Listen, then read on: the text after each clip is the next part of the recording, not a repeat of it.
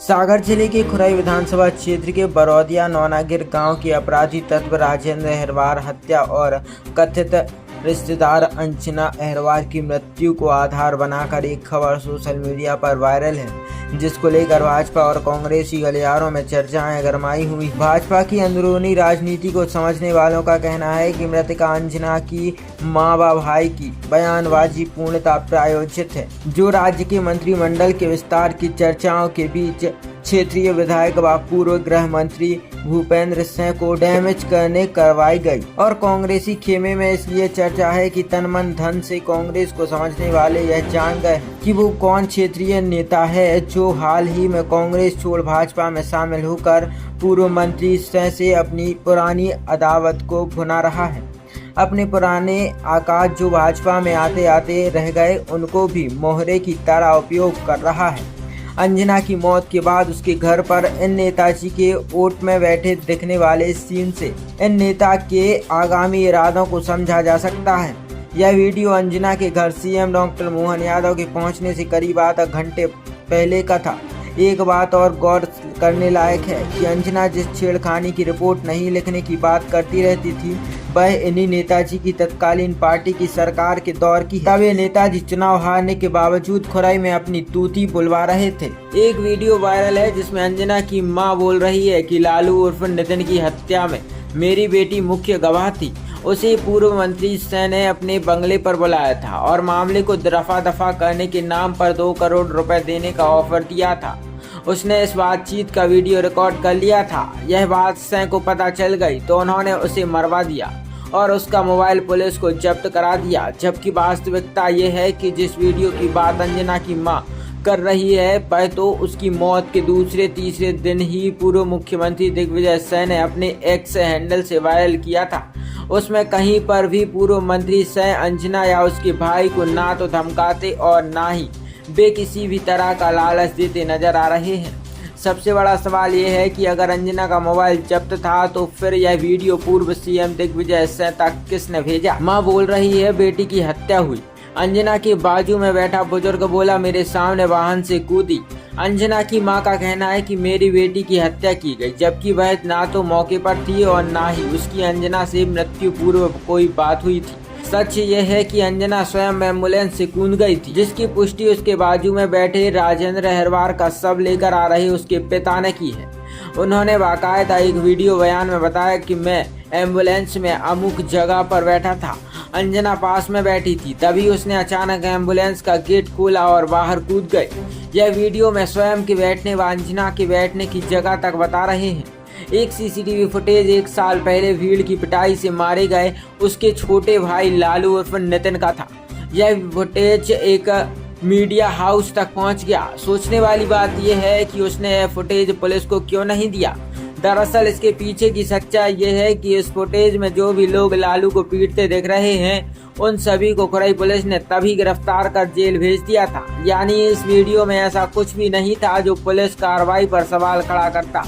ऐसे में विष्णु ने इससे मीडिया में देने की चाल चली। विष्णु के बारे में एक बात कुख्यात है कि वह चोरी छिपे जनप्रतिनिधि, पुलिस अधिकारी समेत अन्य के वीडियो रिकॉर्ड करता है।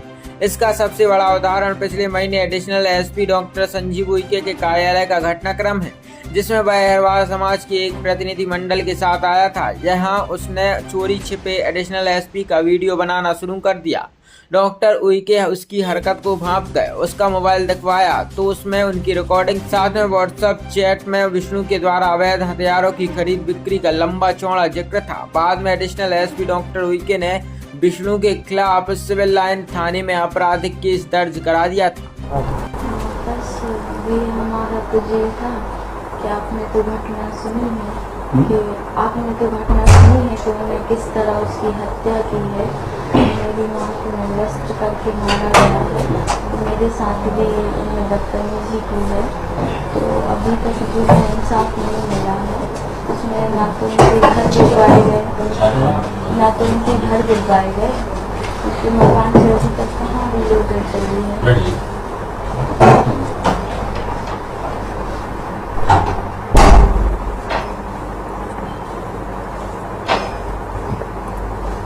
FIR की देखो बेटा, जिसके नाम बोले वो सबकी लिखी हुई FIR।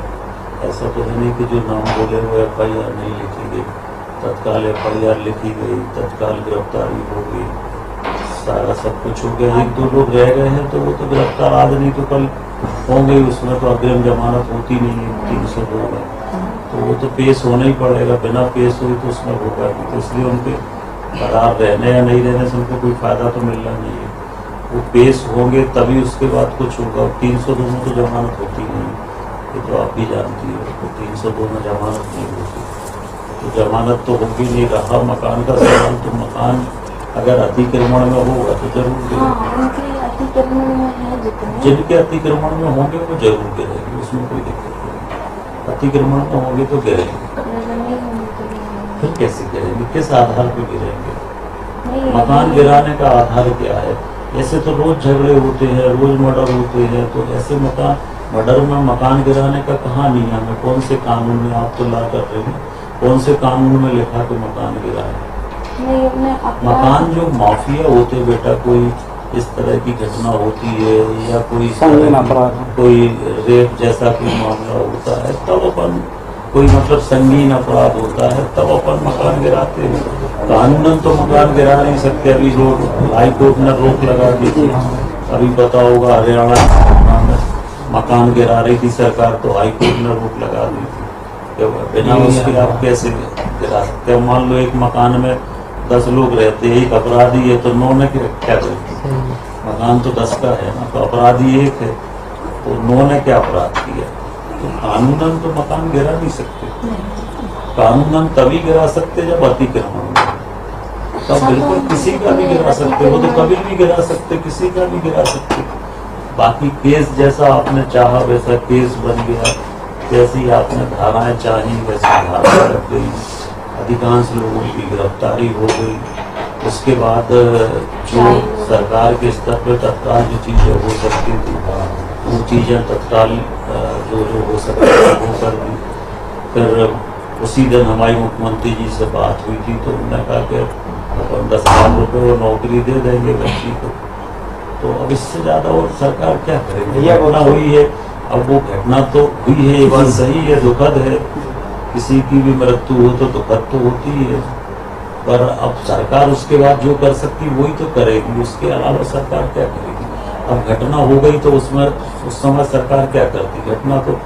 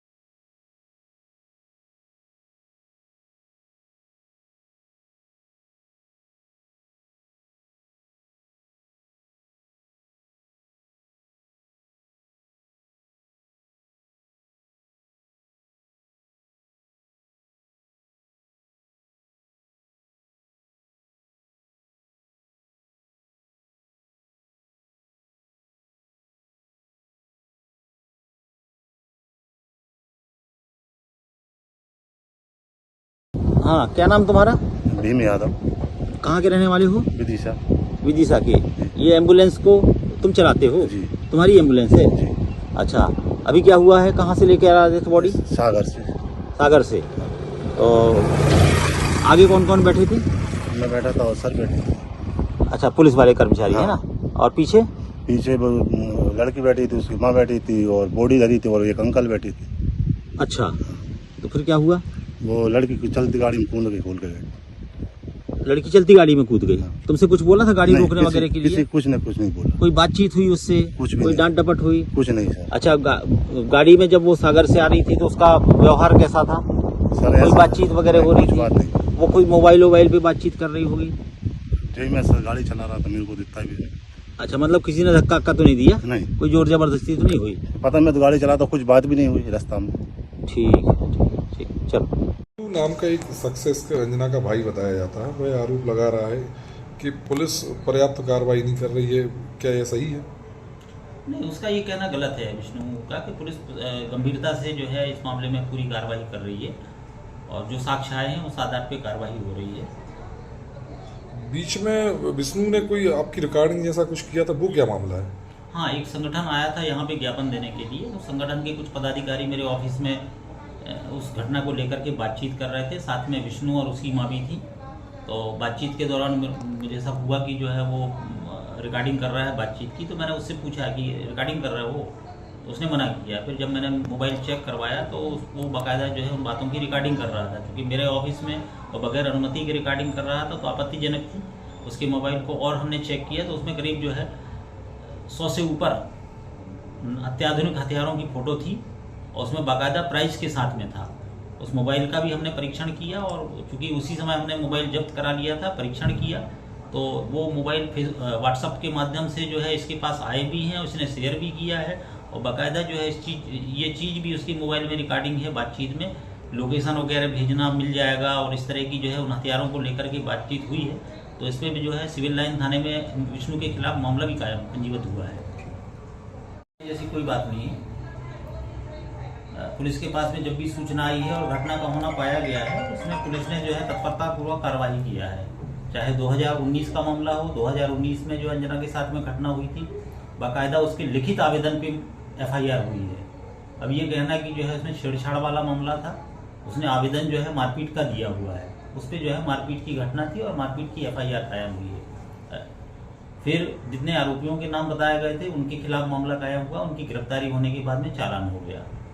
वर्ष 2023 में जो लालू उर्फ नितिन अहिरवार के साथ में जो घटना हुई थी, तो 0 पे उसमें FIR हुई है। अस्पताल में जो अंजना है, अंजना के कहने पे ही FIR हुई है और जो धाराएं लगनी थी 307 की FIR हुई है। पहले उनने जो है 9 लोगों के नाम बताए थे, बाद में विवेचना के दौरान और 4 लोगों के नाम बढ़े थे। ऐसे 13 आरोपी उसमें आए थे और पूरे 13 लोगों की गिरफ्तारी हुई है। और बाद में जो है उसमें दूसरे दिन नितिन खत्म हो गया था चूँकि, तो उसमें 302 भी लगी हुई है। तो सही धाराओं में कायमी हुई है और जो आरोपी मृतक पक्ष की तरफ से बताए गए हैं और जो घटना में शामिल हुए हैं उनकी विधिवत गिरफ्तारी हुई है। और अभी राजेंद्र वाला भी जो मामला है 25 मई वाला मामला, इसमें अंजना ने, चूँकि अंजना को खबर लगी थी और अंजना जो है जैसे ही राजेंद्र को पुलिस जो सामुदायिक स्वास्थ्य केंद्र खुरई इलाज के लिए लेके आई थी, तत्काल में अंजना वहाँ पे पहुँच गई थी और वहाँ से जब डॉक्टर ने रेफ़र किया यहाँ पे मेडिकल कॉलेज के लिए, BMC के लिए, तो अंजना साथ में आ रही थी। तो अंजना से जो बातचीत हुई, अंजना ने 5 ही लोगों के नाम बताए थे। यहाँ तक कि दूसरे दिन मीडिया को भी उसने 5 ही लोगों के नाम बताए। रात में चूँकि थाना प्रभारी भी हमारा खुरी देहात का थाना प्रभारी अंजना के साथ में आया था और थाना प्रभारी ने अंजना के बयान लिए थे जिसमें बाकायदा अंजना के दस्तखत भी हैं। उसने 5 ही लोगों के नाम बताए थे और उन 5 लोगों के खिलाफ जो है मामला भी कायम हुआ, उसमें धारा बढ़ी भी और उसमें सबकी गिरफ्तारी हो चुकी है। तो ये कहना कि जो है हम लोगों ने, पुलिस ने किसी तरह का कोई दबाव बनाया, तो ये तो बिल्कुल गलत है। जब एक जब वो अंजना की डेथ हुई है सडनली, उसमें क्या कोई था, बता रहे हैं कि राजेंद्र का पिता उस एम्बुलेंस में मौजूद था? हाँ, जब यहाँ पे राजेंद्र का पोस्टमार्टम हुआ BMC में, उसके बाद एम्बुलेंस से बॉडी लेकर के जा रहे थे, तो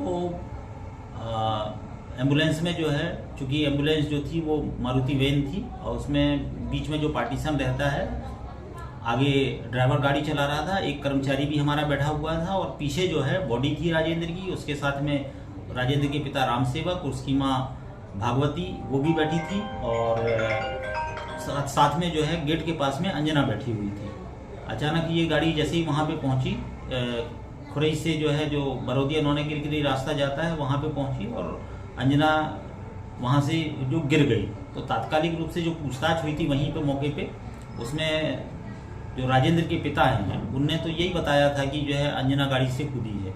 हालांकि जांच में ये बात नहीं आई है, जांच में यही आया है कि वो गिर गई है करके। तो अभी हमने जो है, क्योंकि ये घटना खुरई शहर की है, इसमें थाना प्रभारी खुरई शशि विश्वकर्मा इसकी जांच कर रहे हैं मर्ग की, और मर्ग में ऐसे अभी तक के जांच में जो है ऐसे कोई साक्ष्य नहीं आए हैं जिसमें अपराध का होना पाया जाए। फिर भी जो है अंजना का मोबाइल हमने परीक्षण के लिए भिजवाया हुआ है और उसमें एक बात ये भी आई थी कि कुछ 10 लोगों के नाम अंजना ने और बताए हैं। वो कहाँ से आया है वो जानकारी हमने प्राप्त करने का प्रयास किया। उन 10 लोगों के भी बयान हमने ले चुके हैं। अभी तक उनकी घटना में संलिप्तता नहीं पाई गई है। इसके अलावा जो अंजना जो है यहाँ से जब BMC से जा रही थी तो उसकी कुछ लोगों से मोबाइल पे बातचीत भी हुई है। तो जिनसे बातचीत हुई है उनके भी कथन हुए हैं। अभी जो है हम रिपोर्ट का इंतजार कर रहे हैं और रिपोर्ट के आधार पे जो है उसमें कार्रवाई होगी, पर अभी तक की जांच में कोई अपराध का होना नहीं पाया गया है।